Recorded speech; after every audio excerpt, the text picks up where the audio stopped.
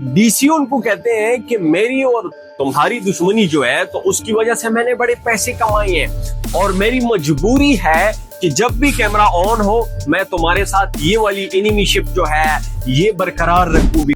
दोस्तों, Jon Jones ने ऐसा क्या कहा है जिस पे डेनियल कॉर्मिये का इतना सख्त जवाब आया।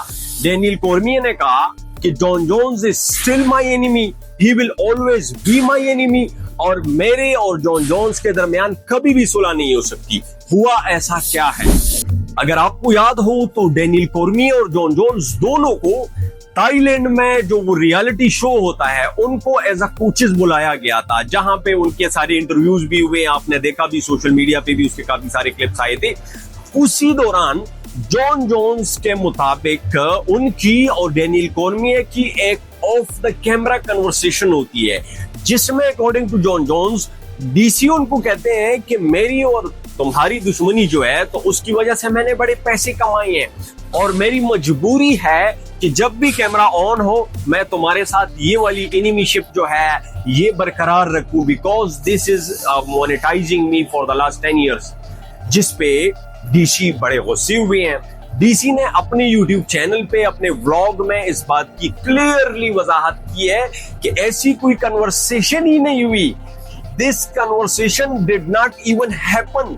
डीसी कहते हैं कि I still hate Jon Jones, he will still be my enemy। लेकिन अब ये है कि हमारे दरमियान वो मामला इस हद तक पहुंच गए हैं कि हम एक वर्क स्पेस में रह सकते हैं, एक जगह पे काम करने लायक हो गए हैं। पहले ये बहुत खतरनाक होता था, whenever we see each other on site तो हम लड़ पड़ते थे। पर डीसी टोल्ड कि जॉन जोन्स झूठ बोल रहे हैं। जॉन जोन्स क्यों झूठ बोल रहे हैं? मैं आपको एक बात बता दूं। एक तो इस सिचुएशन में ये बात क्लियर है कि डीसी ने अपने उसी व्लॉग में एक हवाला दिया था बड़ा इंटरेस्टिंग। डीसी ने कहा कि जब वो इवेंट एलिफ का खत्म हुआ तो इवेंट खत्म होने के बाद जॉन जोन्स की एक इंटरव्यू हुई, वो क्लिप उसने अपने जवाब में सुनाया भी डीसी ने। उस क्लिप में जॉन जोन्स उस इवेंट के खत्म होने के बाद भी कहते हैं कि I hate DC, DC is worse of a man, और वो डीसी से सारे नफरत करते हैं, हर कोई उससे तंग है। He was still hating on DC. तो डीसी कहते हैं जब उस इवेंट के इमीडिएटली खत्म होने के बाद जॉन जोन्स के ये ख्यालात थे मेरे हवाले से, तो उस उधर ऑफ द कैमरा ये कन्वर्सेशन कैसी हुई होगी।